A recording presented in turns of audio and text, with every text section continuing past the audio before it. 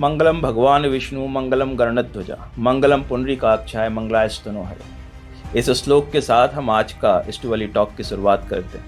ये श्लोक आपने बहुत बार सुना होगा और ये श्लोक रिलेट करता है आपको भारतीय विवाह से। हमारे भारत में विवाह एक संस्थान के रूप में देखा जाता है। ये सिर्फ जोड़े तक सीमित नहीं होता, पूरे परिवार तक है। हमारा भारत जो है वो रिश्तों का भारत। हमारा भारत जो है एक मैरिज इज एन इंस्टीट्यूशन, एक संस्था है। तो हमारे केवल दो लोगों के बीच में शादियां नहीं होती है, परिवार में शादियां होती है, वो एक संस्था है। तो क्या है कि जो डिवोटीज है, जो भगवान के भक्त है, जो नॉनवेज नहीं खाते हैं, प्याज लहसुन नहीं खाते हैं, डेली जाप करते हैं, कुछ एक उनका नियम पालन करते हैं, उनको उन्हीं की तरह की लाइफ पार्टनर चाहिए। तो उसके लिए मैं कुछ करना चाहती थी, क्योंकि ऐसे कुछ था ही नहीं। 2010 में हमारा ये जो है फर्स्ट इनिशिएटिव था। मैं अपनी गुरुदेव के चरण में प्रणाम करके पहली बार मैंने कहा कि गुरुदेव मैं ऐसे कुछ करने जा रही हूँ। तो उन्होंने भी बोला कि बिल्कुल करो और मेरा आशीर्वाद तुम्हारे साथ है। तो एक तो मैं गौड़िया मठ से दीक्षित हूँ, तो मेरे अपने गुरुदेव हैं, और इस्कॉन जैसे संस्था और बहुत सारे जो वैष्णव ऑर्गेनाइजेशन है, जो भी वैष्णव है उनको एक वैष्णव लाइफ पार्टनर कैसे मिलेगा, उसके लिए एक प्लेटफॉर्म हमने स्टार्ट किया था। बहुत अच्छी, बहुत अच्छी। तो 2010 से शुरू करके अभी 2024 खत्म हुआ है। तो ये टोटल 14 साल का एक्सपीरियंस रहा है हमारा डिवोटी मैरिज में, जो कि हमारा वेबसाइट का भी नाम है devoteemarriage.com। ओके।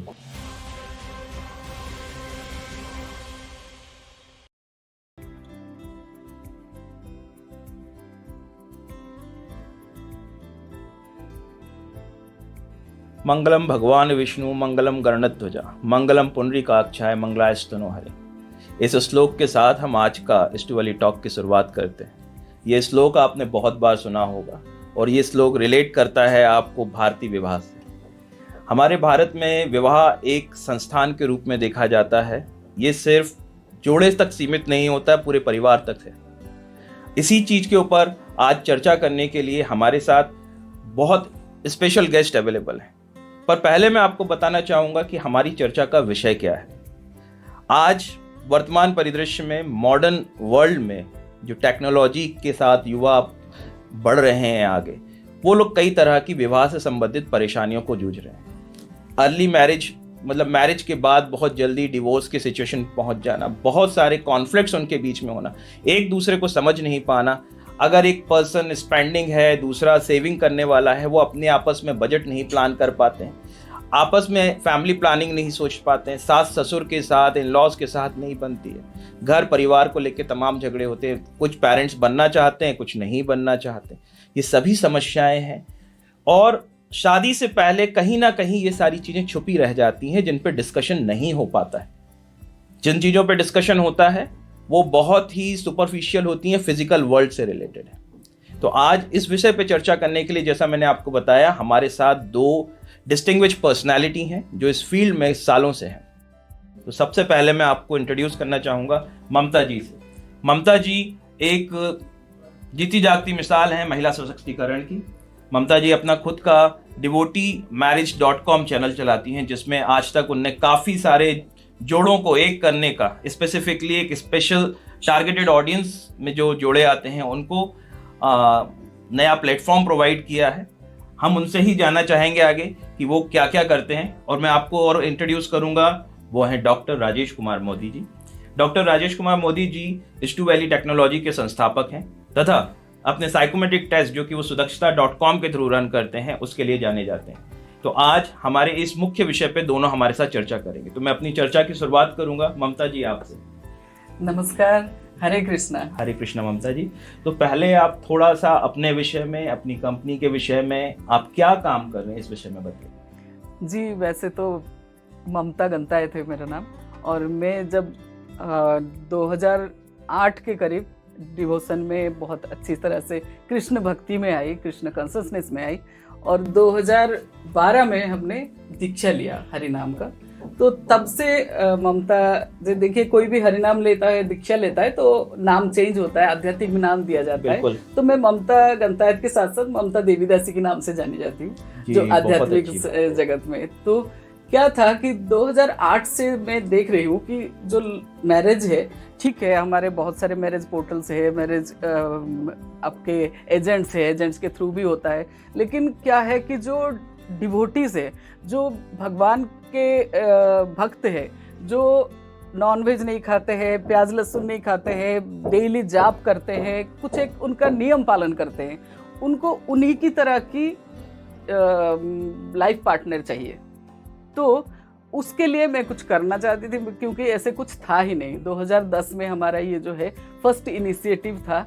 मैं अपने गुरुदेव के चरण में प्रणाम करके पहली बार मैंने कहा कि गुरुदेव मैं ऐसे कुछ करने जा रही हूँ। तो उन्होंने भी बोला कि बिल्कुल करो और मेरा आशीर्वाद तुम्हारे साथ है। तो एक तो मैं गौड़िया मठ से दीक्षित हूँ, तो मेरे अपने गुरुदेव है, और इस्कॉन जैसे संस्था और बहुत सारे जो वैष्णव ऑर्गेनाइजेशन है, जो भी वैष्णव है उनको एक वैष्णव लाइफ पार्टनर कैसे मिलेगा, उसके लिए एक प्लेटफॉर्म हमने स्टार्ट किया था। बहुत अच्छी बात। तो 2010 से शुरू करके अभी 2024 खत्म हुआ है, तो ये टोटल 14 साल का एक्सपीरियंस रहा है हमारा डिवोटी मैरिज में, जो कि हमारा वेबसाइट का भी नाम है devoteemarriage.com। ओके, तो आप इस devoteemarriage.com पे आज तक लगभग कितने आपके प्लेटफॉर्म पे मेंबर्स हैं, कितना 50,000 मेंबर है ओके। अभी। जैसे कि अभी आपने बताया कि लगभग 50,000 क्लाइंट्स आपके हैं, तो इसमें से क्या वो सभी आपकी शादी हो चुकी है? किस तरह के ये लोग नहीं, हैं? जो शादी हो जाते हैं उसको एक हम अलग से लिस्ट बना के रखे तो हैं। सक्सेस रेट क्या है आपका, आपकी वेबसाइट? देखिए सर, क्या होता है कि उसका फिर इंफॉर्मेशन निकालना भी एक हमारे लिए बहुत बड़ी काम है। कुछ लोग तो इन्फॉर्म करते हैं, कुछ लोग इन्फॉर्म नहीं करते हैं, तो फिर भी हम अगर एसेस करें तो 40-50% कन्वर्सन। तो जो आपके कपल्स होते हैं, जैसा आपने बताया कि वो डिवोटीज हैं, कृष्ण भक्त हैं, जो आपने उनके कैरेक्टरिस्टिक्स बताए, बिल्कुल। क्या उसके बाहर के सदस्य भी इसमें आ सकते हैं? नहीं, ये वैष्णव में ही आप अलग अलग तरह की वैष्णव है। जैसे एक है रामानंदी वैष्णव, एक गौड़िया वैष्णव, एक हो गए आपका श्री वैष्णव। तो ऐसे जो अलग अलग तरह के वैष्णव है, हर तरह के वैष्णव इसमें, राधा वल्लभ पंथ है, एक राधा पंथ है जो कि राधा नाम की जाप करते हैं, वो भी वैष्णव है। तो हम सबको इसमें स्थान देते हैं, कोई भी हो, अगर भगवान की भक्त हो और एक इसमें रजिस्टर करके अपना लाइफ पार्टनर देख सकते हैं। इसमें मेरा एक प्रश्न था जो कि ज़्यादातर इस तरफ देखना मैं चाहूँगा कि जो आप अपने कपल्स आपने बताया बनाने में आप मदद कर रहे हैं, जो कि वैष्णव संप्रदाय से आते हैं, विभिन्न वैष्णव संप्रदाय से आ रहे हैं। बिल्कुल। अब अगर मैं बात करता हूँ, इसके अलावा क्या पैरामीटर्स होते हैं कपल्स को आपके प्लेटफॉर्म पर आके आप क्या क्या चीज़ें उनकी चेक करते हैं? क्या कोई फिजिकल वेरिफिकेशन है, या फिर उनका शादी के पहले, विवाह के पहले उनका क्या किसी तरह का असेसमेंट होता है कि दोनों पार्टनर बनने के लायक हैं कि नहीं है, या सिर्फ आप सिर्फ नाम बता के छोड़ देते हैं? नहीं, ऐसा तो नहीं होता है। देखिए, कोई अगर अपना बेटी को भी शादी करना चाहता है तो वो लड़के की पूरा डिटेल चाहिए उनको। ऐसे ही किसी को अगर अपनी बेटी देना है तो उसको चाहिए, जिसको बहू लेना है उसको भी चाहिए, ठीक है। तो डिटेल तो पूरा चाहिए होता है, permanent address, present address, date of birth, time of birth, place of birth से लेके, जैसे फिजिकल डिटेल्स से लेके educational detail, occupational detail, address detail, फिर भाई बहन कितने हैं, फैमिली डिटेल, फिर अपना पर्सनल भी, हेल्थ, हाइट, वेट, ये सब कुछ। क्योंकि आजकल सब पढ़े लिखे हैं, हमारे जो ऑनलाइन आके रजिस्टर करते हैं उसमें अनपढ़ बहुत कम है, बहुत ही 1% भी नहीं कह सकते आप, सब पढ़े लिखे हैं। तो सब चाहते हैं कि जो मुझे लाइफ पार्टनर मिले, मेरे एकदम से मैचिंग से मिले। तो थोड़ा बहुत तो ये सब डिटेल अगर नहीं लेंगे तो मैच तो हो ही नहीं पाएगा। तो ये सारे जो पैरामीटर्स, हाँ, बट हम फिजिकली किसी को मिलना ये बहुत कम है हमारा। नहीं, तो ये मैं बोलूँ, these parameters are belongs to physical world, भौतिक दुनिया के सारे। इसमें हम आध्यात्मिक डिटेल भी लेते हैं उनका, कि कब से कृष्ण भक्ति में है, कितने राउंड चैंटिंग करते हैं, और कितना टाइम वो डिवोशन में देते हैं, कितना टाइम अपनी प्रोफेशनल लाइफ में देते हैं, और इस तरह की पूरे डिटेल लेते हैं। क्योंकि पेरेंट्स भी किसी किसी का नहीं होते हैं, खाली बेटा है जो कृष्ण भक्ति में है लेकिन घर में कोई नहीं है, ऐसे भी है। एक कोई है जिसमें पूरा फैमिली है, कृष्ण भक्ति में, लेकिन बाकी बच्चा नहीं है जिसकी हाँ, शादी हो रही तो वही नहीं जिसको जैसे पसंद है वैसे मैचिंग फिर देना पड़ेगा। तो यहाँ पर जैसे मैंने आपसे पूछा कि भौतिक दुनिया की चीजें तो हमने पूछ ली, हम क्या मानसिक स्थिति का कोई अवलोकन, जिसे हम साइकोमेट्रिक एनालिसिस या असेसमेंट करते हैं, वो कुछ करते हैं? देखिए सर, ऐसे तो हम बहुत सालों से काम कर रहे हैं, तो हम साइकोलॉजिकली थोड़ा बहुत जान जाते हैं, लेकिन ऐसे कोई टेस्ट नहीं कर पाते हैं। तो ममता जी, आपने ये देखा होगा आपके पास 2 कैंडिडेट आ चुके हैं, लड़का आ गया लड़की आ गया, जिनका मैच मेकिंग हो रहा है आपके टर्म्स पे, पर क्या इनको फाइनली कन्वर्ट करने से पहले आप किस तरह की परेशानियां या समस्या बीच में आती हैं, जो कि साइकोलॉजी भी हो सकती हैं और फिजिकल भी हो सकती हैं, तो क्या परेशानियां होती हैं और उनको आप कैसे टैकल करते हैं? तो पहले तो परेशानियों के विषय में बताइए। तो जैसे एक लड़का और एक लड़की की मैचिंग बनाने के लिए हम उनको भी बोल के चलते हैं कि हमारा जो मिनिमम है 6 महीने से 1 साल लगता है, क्योंकि देखिए दोनों का माइंडसेट मैच करा के दोनों का सब कुछ देखना होता है, इधर से हॉबी से लेके उन लोगों की एजुकेशन, हॉबी, कल्चर, पारिवारिक चीज़ें, ये सारा कुछ देखना होता है, तब जाकर मैचिंग बनता है। एकदम से तो मैचिंग नहीं हो पाता है। हम उनको बोलते हैं कि आप लोग हरी भरी मत करो। कई सारे लोग बोलते हैं 1 महीने में हमारा शादी करा दो, हम कहते हैं नहीं हो पाएगा, इसमें समय देना चाहिए। नूडल्स थोड़ी ना है। हाँ, फास्ट फूड का जमाना है तो लोग सोचते हैं कि फास्ट फूड की तरह हो जाए जल्दी से, लेकिन नहीं होता है। हमारा पैकेज ही नहीं है 6 मंथ से नीचे, तो क्योंकि 6 मंथ कम से कम दो, और वो भी 2-3 अलग अलग लोगों को अपने साथ में लेके बात करो, क्योंकि किसी की परिवार अच्छा नहीं लगेगा, किसी का हॉबी अच्छा नहीं लगेगा, किसी का कोई बात मैच नहीं करेगा। आपसे एकदम से जो जेल हो रहा है, अच्छा लग रहा है, उसी से मैरिज करो लास्ट में जाके, क्योंकि हम ये समय जो दे रहे हैं इसीलिए दे रहे हैं कि आप एक दूसरे को समझो। अगर इन लोगों की कहीं परेशानी भी आता है तो उनको काउंसलिंग की ज़रूरत है, तो वो भी प्रोवाइड कराते हैं।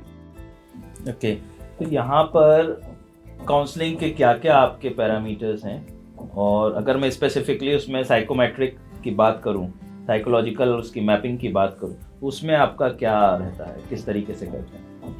सर देखिए, जो हमारे डिवोशनल में ही एक्सपर्ट्स है, उन्हीं में से हम सीनियर्स को लेके ये थोड़ा सा करने की कोशिश करते हैं, उनको इनवाइट करके, लेकिन ऐसे कोई पर्टिकुलर टेस्ट नहीं है हमारे पास। अगर ऐसे कुछ होता तो बहुत ही अच्छा होता। तो फिर आपके समस्या के ऊपर हम जो चर्चा कर रहे हैं, इसका समाधान भी मुझको लगता है कि आज की टॉक में हमें मिल जाएगा। तो बहुत अच्छी बात है। डॉक्टर राजेश कुमार मोदी जी हैं, जिनका मैंने आपसे अभी परिचय कराया जी। तो राजेश सर, मैं आपसे सबसे पहले चाहूंगा कि आप पहले थोड़ा सा साइकोमेट्री के विषय में बताएं, पहले कंपनी के विषय में, और क्या टेस्ट आप लेके आ रहे हैं उसके विषय में बताइए, फिर हम इस चर्चा को आगे लेके चलेंगे। पंकज जी, मैं पहले आपको समस्या का बताऊंगा और समस्या का निदान क्यों होना चाहिए ये भी बताऊंगा जी। जैसा कि मैडम ने कहा, इनका तो जीता जागता मैट्रिमोनियल साइट है, यहाँ पे इनके पास 50,000 मेंबर हैं, और उन्होंने बोलते हैं, इन्होंने बताया कि 40 से 50% कन्वर्जन। देखिए क्या होता है, आज के दिन में जो दिखता है वो सच्चाई नहीं होती जी बिल्कुल। और जो मैडम आज के दिन में काम करती हैं, मैं थोड़ा सा विरोधाभास इनसे करूँगा। मैडम जो काम करती हैं वो एक कागज़ पे काम करती हैं, जो कागज़ पे लिखा हुआ आता है, और मैडम वो काम करती हैं शादी या विवाह या मैरिज के बारे में जो लोग बताते हैं। तो आप ये जानते हो कि लोग कितना सच और कितना झूठ ऊपरी परत चढ़ा के रखते हैं, ऊपरी परत चढ़ा के रखते हैं। तो इसमें जो सबसे बड़ी चीज़ है वो है वेरिफिकेशन ऑफ द ट्रुथ। ये पहली चीज़ जिसको हम लोग बोलते हैं एंटीसीडेंट वेरिफिकेशन, बैकग्राउंड वेरिफिकेशन। और ये वेरिफिकेशन का मतलब ये नहीं है कि कागज पे कोई लिख दिया तो आप दोनों मान लो। तो ये तो पर फिर भी फिजिकल वेरिफिकेशन ही हुआ। आप भी ये बहुत ज़रूरी है। मैं आपको 1-2 ये बताता हूँ उदाहरण। अभी एमपी में कहीं शादी हुई, लड़की को क्या चाहिए था, गवर्नमेंट सर्वेंट। उसमें उनके माँ पिताजी का भी दोष है, उन्होंने नहीं बताया।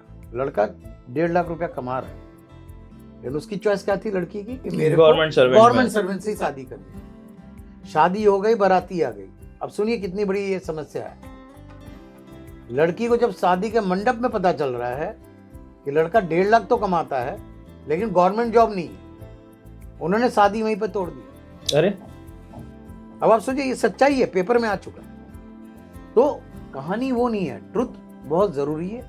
अगर आप मेरी बात मानोगे, जितनी आप सच्चाई से चीज़ों को लेके आगे बढ़ोगे उतनी समस्याएं कम होंगी। जितने आप झूठ से करोगे और गलत अपने टोटल फैक्ट्स दोगे तो वो प्रॉब्लम जाके बाद में दिखेगा। तो आप एडवोकेट कर रहे हैं मैरिज डिटेक्टिव्स के लिए? नहीं, मैरिज डिटेक्टिव नहीं कर रहा हूँ। मैं बोल रहा हूँ कहीं पर भी हो, चाहे वो फिजिकल हो, वो बहुत ज़रूरी है।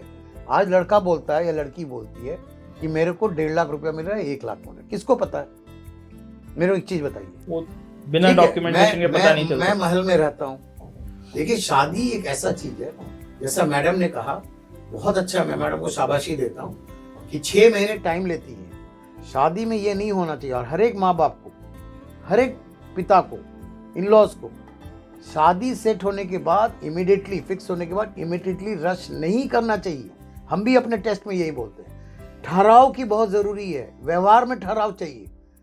एजिटेटेड बिहेवियर नहीं चाहिए, एग्रेसिव बिहेवियर नहीं चाहिए कि मेरे को कल, जैसे मैडम बोल रही है, बहुत लोग रिक्वेस्ट लेके आते हैं कि क्या मेरे को 1 महीने में शादी करा दो, 2 महीने में शादी करा दो। ये बाद में बहुत बड़ा प्रॉब्लम होता है। अलाइनमेंट जो है बहुत ज़रूरी है। सोच की अलाइनमेंट, पेरेंट्स की अलाइनमेंट, इन लॉज की अलाइनमेंट, हैबिट्स की अलाइनमेंट, खर्चों की अलाइनमेंट, बजट की अलाइनमेंट, फैमिली की अलाइनमेंट, पेरेंटिंग की अलाइनमेंट, और ये साइकोलॉजिकल अलाइनमेंट बहुत ज़रूरी है। तो क्या होता है, आज के दिन में जो समस्या है वो बढ़ती जा रही है, घटती नहीं जा रही है। और जैसा आपने शुरुआत में बोला, टेक्नोलॉजी के समान शादी भी टेक्नोलॉजी से हो रही है। आप अगर ये देखोगे, बहुत सारी शादियां टेक्नोलॉजी में हो रही है। तो ये सब चीजें, क्या हमारा भारत जो है वो रिश्तों का भारत है। हमारा भारत जो है, एक मैरिज इज एन इंस्टीट्यूशन, एक संस्था है। तो हमारे केवल 2 लोगों के बीच में शादियां नहीं होती है, परिवार में शादियां होती है, वो एक संस्था है। तो क्या होता है, जो बाहर दिखता है, अब मैं वापस आ रहा हूँ टेस्ट के ऊपर, जो दिखता है वो है नहीं। तो इसलिए बहुत ज़रूरी है कि आप थोड़ा सा ठहराव रखो। हर फीमेल को, हर मेल को थोड़ा रुकना चाहिए। जितनी तरह के आप अलाइनमेंट मैरिज में है, अलग अलग डायमेंशन पे, परिवार का डायमेंशन, खर्चे का डायमेंशन, करियर का डायमेंशन, पढ़ाई का डायमेंशन, परिवार चलाने का डायमेंशन, हाउस होल्ड वर्क का डायमेंशन, बहुत सारी चीज़ें हैं। शादियां टूटती जो है ना, उसमें सबसे बड़ा कल्प्रिट जो रहता है, मैं आपको अपने एक्सपीरियंस से बता रहा हूँ, वो आपको भी इसे सुन के बड़ा ये होगा, वो सबसे बड़ा कल्प्रिट है, वो है टंग जी, टंग, जिभा। वो क्यों है? उसने मेरे को ये बोला, उसने मेरे को ये बोला, इन लॉज ने ये बोला, उसने ये बोला, ये सबसे बड़ा कल्प्रिट है। ठीक है? और ये क्यों हो रहा है? क्योंकि इन्होंने पहले अलाइनमेंट किया ही नहीं, इन्होंने पूरा साइकोलॉजिकल मैपिंग किया ही नहीं, माइंडसेट मैपिंग किया ही नहीं। इसलिए जरूरी है कि हम उसको समझे। तो भाई, आज हम दोस्तों के बीच में रहना चाहते हैं, भाई हम परिवार को टाइम देंगे, लेकिन हमको दोस्तों के साथ भी रहना जरूरी है।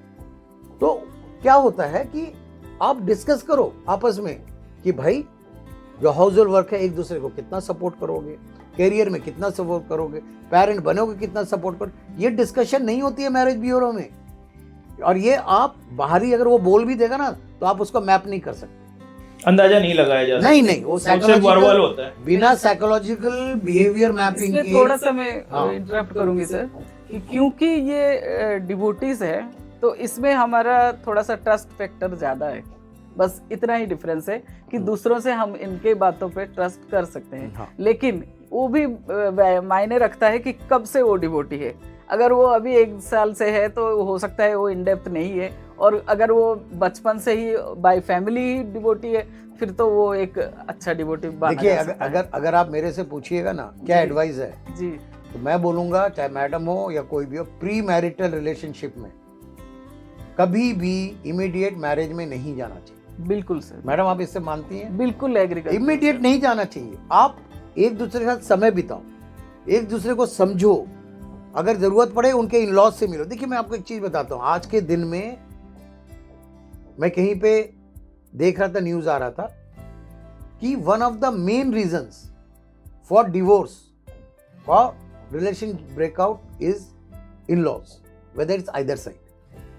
तो बहुत जरूरी है आप इन लॉज के एक्सपेक्टेशन समझो। दोनों को एक दूसरे का परस्पर समझना चाहिए कि भाई, मेरे इन लॉज क्या चाहते हैं, आपके इन लॉज क्या चाहते हैं, आप आगे क्या करना चाहती हैं, कब आप पेरेंटिंग में जाना चाहती हैं, आपके क्या घर के लिए क्या है सोच, आगे घर कब बनाना चाहती है, सबके ड्रीम्स देखिए, जब मैरिज होती है ना तो जो ड्रीम सेपरेट होता है वो ड्रीम क्या होता है, यूनिफाइड हो जाता है। तो यूनिफाइड ड्रीम्स होना बहुत ज़रूरी है, ये चीज़ आप समझ लीजिए। तो यूनिफाइड ड्रीम्स क्या क्या वो भी लिख के रहना चाहिए, वो भी पूछना चाहिए, क्योंकि क्या है, जब तक यूनिफाइड ड्रीम्स नहीं होंगी ना तो एक बात समझ लीजिए, कोई भी सक्सेसफुल एक दूसरे के पूरक होना चाहिए, एक दूसरे पूरक नहीं, सोच की भी पूरक, सपनों के भी पूरक। और क्या है कि पेरेंट के साथ समय बिताना ही चाहिए, इन लॉज के साथ, क्योंकि in laws plays very important role and impact the relationship. अभी जैसे इन सभी विषयों पे आपने बात करी, तो यहाँ पर बहुत बड़ा मुद्दा बीच में निकल पे आ रहा है, वो है मनों का मिलना, मानसिक रूप से एक दूसरे को जानना या उनकी कंपैटिबिलिटी चेक करना। तो आपका जो टेस्ट है इस अलाइन करता है, that is pre marital index test. हमने बहुत सारे टेस्ट बनाए हैं जी। मैं आपको, देखिए मैंने इस पर काफी रिसर्च किया है। पहले आप मेरे को अपना जो सुदक्षता का बैकग्राउंड है वो बताएं, और फिर हम आपके मैरिज टेस्ट को डिस्कस करते हैं, तो थोड़ा एक पृष्ठभूमि बन जाएगी कि हम साइकोलॉजी में कैसे हैं। सुदक्षता जो है, अगर आप नाम से ही आप सुदक्षता को करोगे ब्रेक, तो सुअदक्षता है, यानी बिल्डिंग कैपेबिलिटीज। तो हम क्या है, कैपेबिलिटीज पे फोकस करते हैं कि आज के दिन में क्या आपका situation as is where is, और कल हमको आपके लिए क्या करना है। देखिए, अगर लोगों को, मैं मैरिज पे ही जैसे आपको बोल रहा हूँ, मैरिज में क्या चाहिए, अगर मैरिज फेल हो रहा है तो आपको क्या चाहिए, तो सबसे पहले चाहिए क्या चाहिए, हमारे कोपिंग स्ट्रैटेजी चाहिए। तो आपके लोगों के पास ना कोपिंग स्ट्रैटेजी ही नहीं है, उनको पता ही नहीं है कि हम इसके लिए क्या करें, अगर हमें कुछ प्रॉब्लम मैरिज में आता है, कॉन्फ्लिक्ट को कैसे रिजॉल्व करें। तो हमने जब ये सुदक्षता शुरू किया था, तो हमने यही शुरू किया था कि हमारे जो फिलोसफी था कि बिल्ड द कैपेबिलिटीज, हर व्यक्ति में वो रहता है, निहित रहता है, लेकिन क्या हम उसको निखार के बाहर नहीं ला पाते। बाहर लाने के लिए उस पर काम करना पड़ता है, उस पर वर्क करना पड़ता है, उसको बाहर लाने के लिए पहचानना पड़ता है, हाँ मैं ये कर सकता हूँ, हाँ मैं ये कर सकती हूँ। तो हमने इस दृश्य को रखते हुए सामने हमने सुदक्षता बनाया। आज अगर सुदक्षता को देखिएगा तो मेरे नाम पे आज कम से कम 300-350 कॉपीराइट है जी, ठीक है, गवर्नमेंट ऑफ इंडिया से अप्रूव्ड कॉपीराइट टेस्ट है।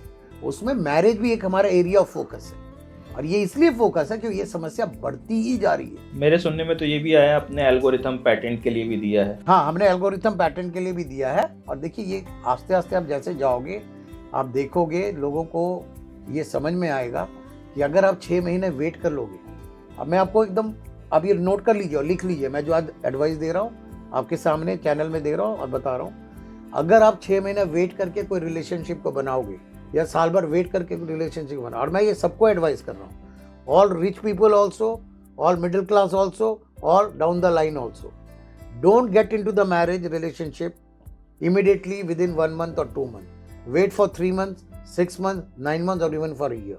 आप 3 महीने वेट करो, 6 महीने वेट करो, 9 महीने वेट करो, पहले समझो, एक दूसरे को समझ दे दो, और आप एक दूसरे के इन लॉज से भी एक्सपेक्टेशन पूछो। ये केवल मैं ये नहीं बोल रहा कि बच्चे को ही, लड़के को ही इन लॉज से मिलना चाहिए या लड़की, in-laws to in-laws भी एक्सपेक्टेशन डिस्कस करो आपने, ये बहुत बड़ी चीज है। और बाद में इसके भी झगड़ा होते हैं, एक इन लॉज बोलते हैं आपने ये बोला था, दूसरा बोलेगा आपने ये बोला था। तो मिस अलाइनमेंट केवल बच्चों में नहीं होती है, मिस अलाइनमेंट पेरेंट्स में भी होती है। तो ये बहुत जरूरी है कि psychological test, psychometric test, psychology एक ऐसा चीज है, ये आप समझिए, ये माइंड बाइंडर है, माइंड बाइंडर है, रॉक्स है, ब्लॉक्स है। तो इसको अगर हटाना हो तो हम जितना मिस अलाइनमेंट को अलाइन करते चले जाएंगे, अपनी इंडेक्स वैल्यू, हमारे पास इंडेक्स वैल्यू का टेस्ट है जिसको हम इंडेक्सिंग बोलते हैं, स्कोर देते हैं हम कि आपकी रेडीनेस, जैसे प्री मैरिटल रेडीनेस टेस्ट है, कंपैटिबिलिटी टेस्ट है, इन लॉज कंपैटिबिलिटी है, हमारे पास बहुत सारे टेस्ट हमने बनाया, करीबन 10-12। लेकिन क्या है, मैं यही एडवाइस करूँगा, दोबारा बोल रहा हूँ, pre marital relation should not be moved immediately without waiting for 3 months, 6 months, 9 months or 1 year. Please try to reduce the misalignment from 10% to say 100% alignment or 90% alignment. You should go with the marriage only with 80 to 90% alignment. Wherever is the problem, जहाँ पर भी misalignment है उस पर work कीजिए, शादी के पहले वर्क करिए। अगर आपको लगता है मिसअलाइनमेंट की आप बात कर रहे हैं, तो बाकी सारे मिसअलाइनमेंट जो कि फिजिकल वर्ल्ड के हैं, मैं वो तो समझ पा रहा हूँ कि नौकरी से रिलेटेड बात हो सकती है, घर से रिलेटेड बात हो सकती है। जो बड़े मुद्दे हैं उनके ऊपर तो अलाइनमेंट लाने की कोशिश होगी। जब साइकोलॉजी के लिए जो जानना जरूरी है, कंपेटेबिलिटी के लिए जो हमारा आज का मुद्दा भी है, तो उसमें जो आपका टेस्ट है डॉक्टर पंकज, प्री-मैरिटल, एक मिनट, मैं आपको एक चीज बताऊं। मैं रिसर्च के लिए 2-4 प्री सिचुएशन में, अब मैरिज एंड पोस्ट सिचुएशन में मैं गया हूँ। मैं आपको एक चीज बताता हूँ। जी जब लड़का लड़की के घर जाता है या लड़की लड़के के घर जाती है, आपको विश्वास होगा जो बातें आज हम कर रहे हैं ना, इस पर चर्चा ही नहीं होती। ज्यादा से ज्यादा वो फॉर्मल फॉर्मल डिस्कशन होती है। ये जो आप बोल रहे हैं ना, मतलब सुपरफिशियल चीजों का डिपस्टिक, ये जो आप बोल रहे हैं डिपस्टिक, हर व्यक्ति को अपना एक क्वेश्चनर बनाना चाहिए कि मेरे को इतनी चीजों पे डिस्कशन करना है। ये तो एक क्वेश्चनर आपने भी बनाया हुआ है। तो हमने भी बनाया हुआ, लेकिन मैं आपको बता रहा हूं, नहीं बनाते हैं लोग। ये वास्तविकता है। आप मैडम से पूछो कि मैडम कभी आपने देखा, मैडम से सामने, ये तो लाइव एग्जांपल है ना, तो आप बता सकते हैं हाँ, किस तरह के टेस्ट क्वेश्चनर आपके पास होते हैं? क्वेश्चन नहीं मैडम, आपने देखा आपने है, बनाया है, आपने देखा नहीं आपने बनाया होगा, कभी आपने देखा है अपने कपल लोगों को जिनकी मैरिज आप सेट कर, वो एक अलग क्वेश्चन लेके बैठे कि ये मेरे को इस पे डिस्कशन करना है, चाहे वो फीमेल साइड हो या मेल साइड। मैडम आप शेयर करो। ऐसे तो हमने कुछ बनाया देख नहीं देखा है। मतलब किसी को इस तरीके से, मेरे नॉलेज में भी नहीं है कि कोई क्वेश्चन बुकलेट या किसी तरह का ना लिया हो क्वेश्चन बुकलेट, या पहले से प्री माइंड होके कि मुझे लड़की से या लड़के से, परिवार वालों से क्या प्रश्न पूछने, तैयार ही नहीं होते, कपड़े बस पहन के पहुंच जाते हैं मिलने। यस, एक्चुअली क्या होता है, मैं भी in the beginning, very first जब मीटिंग होता है, ये सब बात कोई करेगा भी नहीं, लेकिन इसीलिए ही समय दिया जाता है कि आप समय लो और बार बार बात करो, तो नहीं, मैडम एक मिनट, बात को मैं ये सामने नहीं बोल ला रहा हूँ, सकते हो। पहली बार या दूसरी बार की नहीं बोल रहा हूँ। टेस्ट कौन देगा सर? नहीं, टेस्ट नहीं देना है मैम, मैं टेस्ट की बात नहीं कर रहा मैम। मैं ये बोल रहा हूँ कि जब पहली बार दूसरी बार में वार्तालाप हो गई, मैरिज सेट हो गया, तो ये जरूरी है कि लोग एक दूसरे से प्रश्न पूछें, हाँ, टॉपिक वाइज पूछें, डायमेंशन में। मैरिज के इतने डायमेंशन है मैम, बिल्कुल। तो वो आज के दिन में मैं अपना एक्सपीरियंस बोल रहा हूँ कि लोग नहीं करते हैं फॉर्मल वे में, नहीं करते हैं। ठीक है, इनफॉर्मल में भी बोलेंगे, थोड़ा बहुत घूम लेंगे, बात कर लेंगे, आ जाएंगे वापस। लेकिन क्या है डॉक्टर पंकज, मैं आपको ये बता रहा हूँ, ये समस्या है हमारे यहाँ सर। ये एक्चुअली खोने का डर रहता है अंदर। ये मुझे पसंद है, अगर मैं ये क्वेश्चन पूछूं तो ये फिर नाराज ना हो जाए। नहीं, लेकिन क्या है, मैं आपको एक चीज बता रहा हूँ, आज के दिन में ना मैरिज सक्सेस करने के लिए हमें वर्तमान में जो लाइफ चल रहा है, ट्रुथ और फैक्ट्स लेके ही आगे बढ़ना चाहिए। देखिए, आप कोई चीज़ को थोड़े दिन के लिए छुपा सकते हो, लेकिन बाद में जब बाहर आता है तो आप वास्तविकता में, आप तो रोज समस्याएं फेस करती होंगी जी, पीछे की बातें सब सामने आने लगती हैं। मैं थोड़ा अब आपके टेस्ट के विषय में जानना हाँ। चाहूंगा कि आपका प्री मैरिटल इंडेक्स टेस्ट जो है वो क्या है, किस तरीके से वर्क इससे करता है, ये और जो वो किस तरीके से मैरिज करने वाले कपल है वो बेनिफिट कैसे हो पाएंगे? मैं आपको समझाता हूँ। देखिए, हमने करीबन प्री मैरिटल और पोस्ट मैरिटल में करीबन 10-12 टेस्ट बनाए जी, और सब हमारे पास उनकी कॉपीराइट है जी। अब ये किस तरह बेनिफिशियल हो रहा है, देखिए, मैं जो समस्या है विवाह के उपरांत जो ब्रेकअप होता है या विवाह के पहले जो रिलेशनशिप ब्रेकअप होता है, मैं बोलता हूँ आपकी मैरिज सेट हो गई, बहुत बढ़िया। आप किसी से शादी करना चाहती हैं, बहुत बढ़िया। आप किसी से शादी करना चाहते हैं, बहुत बढ़िया। लेकिन क्या है, मेरा सुझाव है, जो मैं अपना सुझाव देता हूँ सभी को और काउंसिल करता हूँ, कि आप बिना टेस्ट के, साइकोलॉजिकल टेस्ट के अप्रोच मत करिए। और वो किस तरह से बताता है, मैं आपको ये समझाता हूँ। हमने करीबन अलग अलग अपने टेस्ट में 24 से 30 कंपोनेंट लिए हुए हैं और डायमेंशंस लिए, चाहे वो फैमिली के बारे में हो, इन लॉज के बारे में हो, फाइनेंस के बारे में हो, पेरेंटिंग के बारे में हो। वो क्या करता है कि आपका एक इंडेक्स वैल्यू निकालता है फीमेल का। उसी टाइम वो क्या करता है, चाहे साथ में टेस्ट ले सकते हैं या बाद में टेस्ट ले सकते हैं, मेल का भी इंडेक्स वैल्यू निकालता है। क्वेश्चन सेम रहते हैं या अलग अलग? नहीं, क्वेश्चन क्या है, रैंडम आएगा बट क्वेश्चन सेम रहते हैं, ठीक है। अगर दोनों से पैरामीटर भी सेम रहेंगे, पैरामीटर सेम रहेंगे, रैंडम आएगा, ठीक है, क्योंकि हम अलग अलग सेट नहीं ले सकते, क्योंकि हमें उसी सेट से उसकी इंडेक्स वैल्यू मैच करानी है, इसलिए हम अलग अलग नहीं ले सकते। दूसरे कपल के लिए हो सकता है दूसरा हो, लेकिन उस कपल के लिए वही होगा। ओके तो हम क्या करते हैं, इंडेक्स वैल्यू फीमेल का निकालते हैं, इंडेक्स वैल्यू मेल का निकालते हैं। हम उनको एक दूसरे का दिखाएंगे भी नहीं, ये भी आप समझिए। हम फीमेल को फीमेल का दिखा सकता है, मेल को मेल का दिखा सकता है, लेकिन दोनों को एक दूसरे का नहीं दिखाएंगे। ये एज ए फिलोसफी हम फॉलो करते हैं। उसके बाद हम क्या करते हैं कि दोनों का क्या है, इंडेक्स वैल्यू जो कॉमन इंडिकेटर्स है वो निकालते हैं, ठीक है, और उसमें कहाँ पे अलाइनमेंट हाई है, कहाँ पे अलाइनमेंट लो है वो दिखाते हैं। तो एक उनको ये अगर- अलाइनमेंट तो बताते होंगे। नहीं, मेरी बात है, हम एक एक डायमेंशन भी दिखाते हैं, लेकिन हम वी करके दिखाते हैं।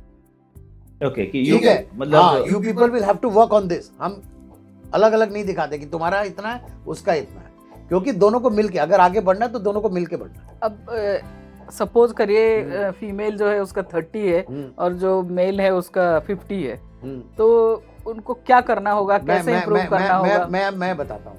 सपोज हम एक केस ले लेते हैं पेरेंटिंग का, उसमें इंडेक्स वैल्यू फीमेल का 30 है और मेल का आपने बोला 50 है, तो एवरेज कितना है हमारा 40 है, प्लस 50 40 आ गया 40 है। जी। तो हम वहां पे क्या बोलेंगे कि इंडेक्स वैल्यू यहाँ पे आपका लो है, आपका। आप मेरी शब्दों को गौर कीजिए, मैं यूज कर रहा हूं आपका वी, यानी आपका, किसी एक का नहीं बोल रहे हम, ठीक है। अब हम क्या करेंगे, हम वी दिखाएंगे उनको, लेकिन जब हम काउंसलिंग करेंगे तब हम क्या है, फीमेल को दिखाएंगे 30% आपका आ रहा, आपका बहुत लो है। What you have to update yes, आपको क्या क्या करना चाहिए, आपको उनकी एक्सपेक्टेशन है कि वो, तो ये सजेशन सॉफ्टवेयर से ही आएंगे। यस ये सजेशन सॉफ्टवेयर से आएगा, पर्सनल काउंसलिंग से आएगा, और ये बहुत जरूरी है। आज मेल चाह रहा है कि मैं पेरेंट जल्दी बनूं, फीमेल चाह रही उसका इंडेक्स लो, वैल्यू लो है, क्योंकि वो पेरेंटिंग लेट बनना चाहते हैं, पेरेंट लेट बनना चाहते हैं। तो ये बहुत बड़ा समस्या है, और ये क्या हो सकता है, उन्होंने डिस्कस ना किया हो ये प्रॉब्लम। अकल को ये प्रॉब्लम बनेगा कि मेरे मम्मी पापा तो क्या होते हैं, लोग क्या बोलते हैं इंडियन कल्चर में, ये बहुत जरूरी है समझना। दादी बोलती हैं जल्दी जल्दी मुझे पोते का मुंह पोते का मुंह देखना है, एज भी ठीक मेरा है, हो गया है, एज भी मुझे हो रहा और है, वेट नहीं करना है, ठीक है, वेट नहीं करना है। अब ये चीज जो है, अब ये चीज बताइए, डिस्कशन नहीं हुई है, शादी के उपरांत कितनी बड़ी ये समस्या बनेगी, बहुत बड़ी समस्या, बहुत बड़ी समस्या बनेगी। बोले हमें को तो माँ ही नहीं बनना, अभी मेरे को तो 10 साल वेट करना है। करियर तो करना है। क्या पेरेंट्स वेट करेंगे, इन लॉज वेट करेंगे? नहीं मैडम, आपको ये कैसा लगा, पर ये बताओ, आपके एक्सपीरियंस में ये कैसा लगा आपको? नहीं, ये सारे समस्या बन सकता है आगे जाके, नहीं, अगर पहले नहीं, से ना अगर पता हो। ये साइकोलॉजिकल टेस्ट में आता है जी, तो ये आप निकाल सकते हो अपने कागज के रिज्यूमे से। नहीं रिज्यूमे से तो नहीं निकल पाएगा सर। मतलब biodata will not give this answer. हाँ। So you need to have ना, यही मैं बोल रहा हूँ, जो डायमेंशन हम बाहर कर सकते हैं, जब मिस अलाइनमेंट बाहर कर सकते हैं, इसीलिए मैं बोल रहा हूँ इंडेक्स वैल्यू को जितना हाई करके ले जाओगे ऑन डिफरेंट डायमेंशन। देखिए, शादी केवल एक MA मैरिज नहीं है, MARRIAG नहीं है, उसके साथ बहुत सारे डायमेंशंस हैं। विवाह केवल विवाह नहीं है, उसके साथ बहुत सारी चीजें हैं जो बाद में जाके खुल के पढ़ते बाई पढ़ते खुलते जाती है, ठीक है। इसलिए मैं बोलता हूँ थोड़ा वेट कर लीजिए, एक बार आप अलाइनमेंट को बिल्ड करिए। इसलिए हम बोलते हैं कि 80 to 90% ऑफ द अलाइनमेंट को बिल्ड करिए, और जहां नहीं बिल्ड हो रहा वहां कम से उसके पास तो लाइए एक दूसरे के। एक का 30 है, एक का 80 है, कहां से अलाइनमेंट होगा बताइए? तो कम से कम नहीं, हम 80 के अगेंस्ट में अगर हम 60 भी पहुंच जाए तो आपको पता तो रहना चाहिए हम मिसअलाइंड है। तो सर जैसे आपका अलग अलग टेस्ट है, तो इसमें ऐसे कोई पैरामीटर है कि जो लेट में मैरिज कर रहे हैं, ऑलरेडी उनका लेट हो चुका है और वो जल्दी जल्दी अपना मैरिज करना चाहते हैं, तो उसके लिए कौन सी टेस्ट वगैरह दे के वो आगे बढ़ सकते हैं? मैम, हमारे पास जो टेस्ट है वो एक्सपेक्टेशन के ऊपर भी है, प्री मैरिटल भी है, पोस्ट मैरिटल। तो इसमें क्या है, जब लेट मैरिज आप करोगे, देखिए क्या होता है कि एज प्लेज वेरी बिग। अगर आप आज 38-40 के हो, और आपका ये भी डिपेंड करता है, डायमेंशन भी डिपेंड करता है कि अगला लड़की कौन सी एज की है, या लड़की अगर बड़ी एज की है तो लड़का कौन सी एज का है। तो दोनों के एक्सपेक्टेशन बहुत मैच करनी चाहिए, क्योंकि जो लड़ाई होती है वो बाद में एक्सपेक्टेशंस पे होती है। आप मानती हैं ये? सर लड़के तो समझ लीजिए थोड़ा सा मिड एज में पहुंच जाते हैं 37-38 तक, लेकिन उनको लड़की चाहिए वही 28-25 वाली, तो फिर उनका मैचिंग हो पाएगा क्या? देखिए मैम, जो सबसे पहली चीज है ना, जो अगर दोनों एक दूसरे को उसी एज में एक्सेप्ट कर ले, पहला चीज है एक्सेप्टेशन। अगर उन्होंने एक्सेप्ट किया है तो उनको एक्सेप्ट, उनके एक्सपेक्टेशन के साथ ही एक्सेप्ट करना पड़ेगा ना, अगर जाना आगे। तो इसलिए क्या है, हमारे यहाँ जो है हमने जो टेस्ट बनाया वो pre marital expectation and post marital expectation बनाया, और हमने जो आपने ये पूछा है और हमने वो भी बनाया। अगर किसी का समझिए कि एज ज़्यादा है तो हम उसको थोड़ा सा एक्सपेक्टेशन में जो 40 अबव या 38 अबव, तो उसमें क्वेश्चन कुछ हमारे चेंज हो ओके। वो चेंज होना ही होगा, क्योंकि expectation of 40 towards 25 and 25 towards 40, तो उसको अलाइनमेंट जो होगा तभी होगा जब क्वेश्चन भी उसी तरह के आप पूछो।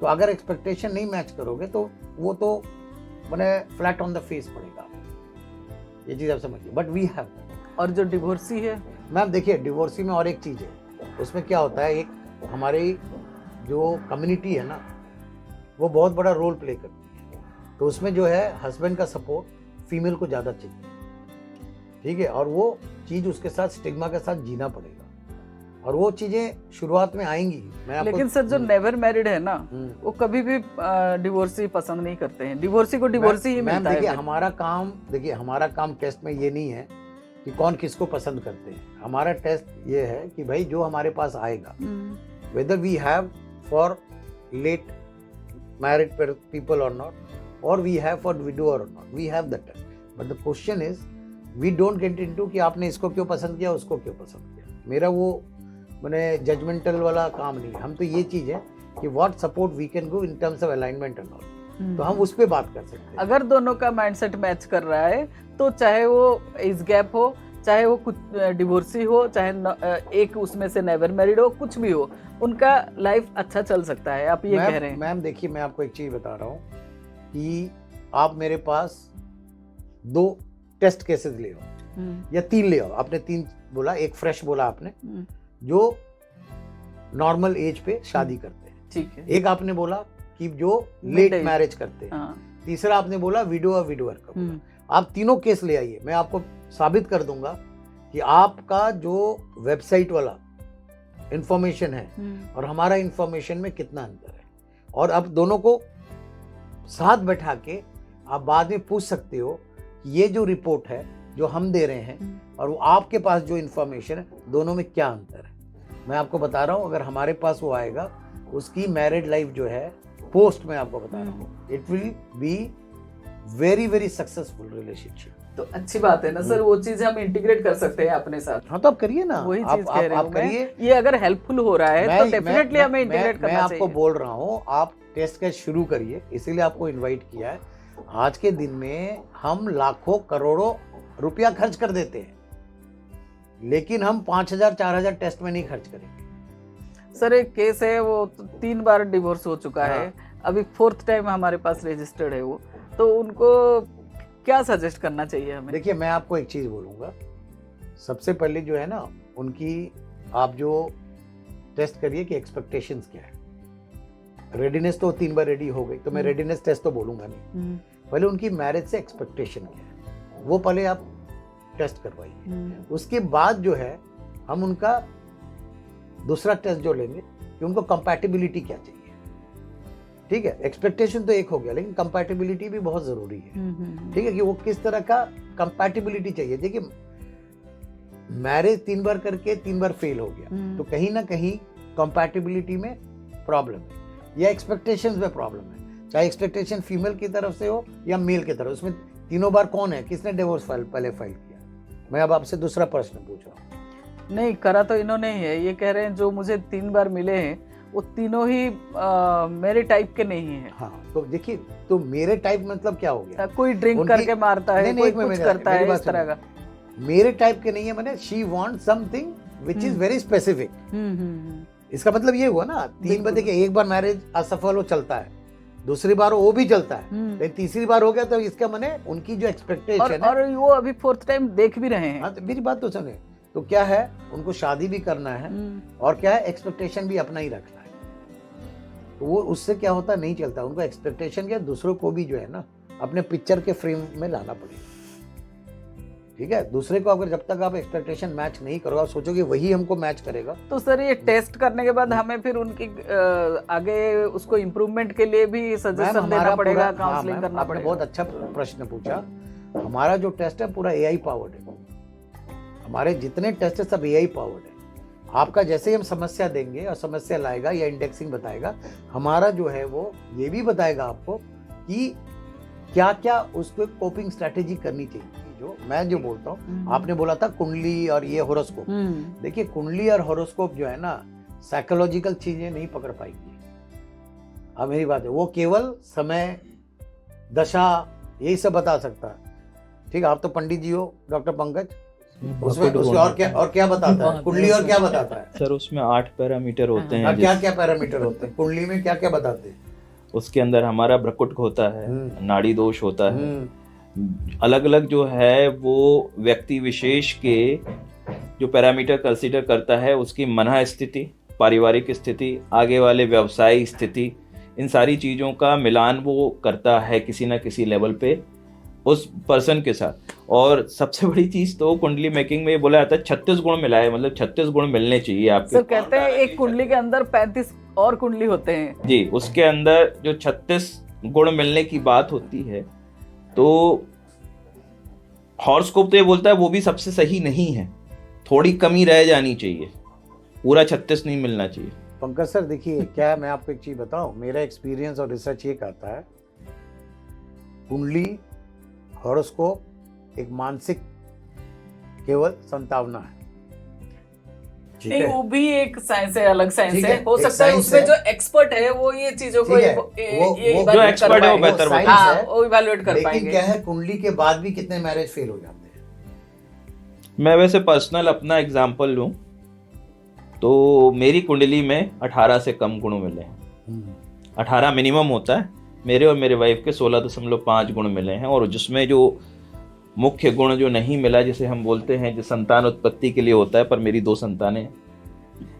ठीक है, तो कई बार क्वेश्चन होता है कि एक्यूरेसी वाली बात है, एक्यूरेसी भी इशू है और एक्यूरेसी हो गई तब। मैम देखिए, जिसको सेटिस्फैक्शन है ना हॉरोस्कोप से करने दिया जाए, कोई दिक्कत नहीं। लेकिन मैं बोल रहा हूँ उसके अलावा आप ये भी रिकमेंड करो, ये एक साइंस है कि और जो साइकोलॉजी, तो साइकोलॉजी साइंस है। और साइकोलॉजी क्या है, लोगों को जब एआई से कोई रिपोर्ट साइंटिफिक, देखिए वो आपका यूजर डेटा यूज करता है। आप एक बार समझो एआई क्या यूज करता है, जो आप डालोगे, जो आपकी सोच है, उसका डेटा को यूज करता है प्रोफाइलिंग में। बिल्कुल, अब मेरी बात को समझो, वो आपका और मेरा डेटा नहीं है। तो इसलिए एआई जो है वो आपका साइंटिफिक एनालिसिस करके आपको रिजल्ट दे रहा है। तो आपकी थॉट को क्या करता है, थॉट को आपको डेटा एनालिसिस करके आपको रिपोर्ट के रूप में वो दे रहा है।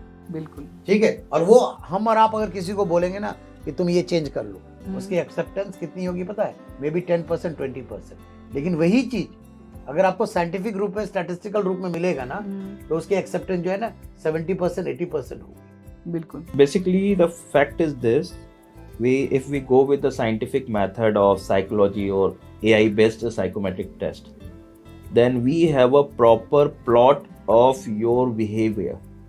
Okay. So we can analyze that behavior at that point of time. And अगर मैं इसको आपने से वैदिक या हॉरोस्कोप बोला, तो अभी वर्तमान में मुझे ऐसा कोई नजर नहीं आता जो कि उसको इस तरीके से पेपर पे आपके साइको पैरामीटर के ऊपर, मानसिक स्थिति के ऊपर, आपके अवचेतन मन की स्थिति के ऊपर कोई बात करके उस चीज को मैप कर लो। तो मोदी सर, जब हम इस विषय पे चर्चा कर रहे हैं तो यहाँ पर एक बहुत बड़ा मुद्दा आता है, कोई भी शादी को निभाने के लिए एडजस्टमेंट। तो क्या हमारा टेस्ट एडजस्टमेंट के बारे में बताता है? डॉक्टर पंकज, अगर मेरे को आप पूछो कि विवाह का परिभाषा क्या है या मैं लोगों को क्या बोलता हूँ, तो मैं बोलता हूँ मैरिज इज कॉम्प्रोमाइज। अगर आपको शादी करनी है तो आपको एडजस्टमेंट करना पड़ेगा, फ्लेक्सिबिलिटी रखनी पड़ेगी, एडेप्टेबिलिटी होनी पड़ेगी। अगर आप ये सब चीज़ लेके चलोगे तो आपका मैरिज बहुत लंबा चलेगा। सर, जब हम मैचिंग ही करा रहे हैं साइकोलॉजिकल बेसिस पर, तो फिर इसकी मायने बहुत ज्यादा तो नहीं रहता है। मैम देखिए, कॉम्प्रोमाइज क्या होता है, बिहेवियर ऐसा चीज है ना, बिहेवियर इवॉल्विंग चीज है। हम आज के दिन का टेस्ट कर रहे हैं, कल का टेस्ट नहीं कर रहे हैं। आदमी के बिहेवियर जो है ना समय समय पर चेंज हो जाता है। जो आपने हम बोले एडेप्टेबिलिटी, एजिलिटी, फ्लेक्सिबिलिटी, ये मेंटल स्टेट्स हैं, और अगर ये आप में होंगे तभी तो आप कॉम्प्रोमाइज कर पाएंगे और चेंज कर पाएंगे। एकदम आपने सही बोला। एक मैसेज जब सबको तो क्या हम ये मैच करते हैं? हम एकदम टेस्ट में मैच करते हैं। मतलब हमारी ये पैरामीटर्स हैं। हमारे ये पैरामीटर्स है ही है। एडेप्टेबिलिटी के बिना, फ्लेक्सिबिलिटी के बिना मैरिज में कोई टेस्ट बन ही नहीं पाएगा। प्री मैरिटल टेस्ट जो है वो जरूरी है। प्री मैरिटल पोस्ट मैरिटल दोनों जरूरी है। पोस्ट मैरिटल भी जरूरी है। पोस्ट मैरिटल क्योंकि क्या है, पोस्ट मैरिटल डिवोर्स तो पोस्ट मैरिटल के बाद ही होते हैं ना जी। तो आजकल तो बढ़ रहा है वही है। आप इसीलिए क्या है कि आप ये चीज समझ लीजिए, अगर हमको मैरिज में जाना है तो हड़बड़ी नहीं करनी है, इमीडिएट नहीं जाना, थोड़ा समय दीजिए, ठहराव दीजिए रिलेशन को, और पहले एक दूसरे का चेक कर लीजिए, अलाइनमेंट चेक करिए, जो जो चेक करना करिए, और उसके बाद आप मैरिज में जाइए। इससे आपकी मैरिज की रिलेशनशिप बहुत फ्रूटफुल होगा। और ये सबको समझना चाहिए हमारे देश में, जो हमारे देश में रह रहे, इंडियन कल्चर में रह रहे, कि हम यहाँ पे बात करते हैं लाइफ लॉन्ग। तो आज के इस बेहतरीन डिस्कशन के बाद हम इस लाइन पे तो पहुंचे हैं कि जिंदगी प्यार का गीत है और इसे हर दिल को गाना पड़ेगा।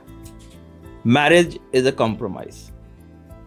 या फिर मैं बहुत साधारण शब्दों में बोलूं कि मुझे एक लाइन ड्रॉ करनी है जो कि मिडिल लाइन होगी, और जिस पे दोनों पार्टनर को एक साथ आगे बढ़ना है, अपनी जिंदगी को आगे बढ़ाते हुए, सक्सेस को बनाते हुए, अपनी मैरिज लाइफ को सक्सेसफुल करने के लिए, प्रोस्पेक्टिव और प्रोडक्टिव बनाने के लिए you have to walk on a midway, जिसमें हम दोनों के विचारों का सम्मान करें, दोनों की भावनाओं का सम्मान करें और अपनी मैरिज को सक्सेसफुल बनाएं। इसी कीनोट्स के साथ हम आज की डिस्कशन का समापन करेंगे।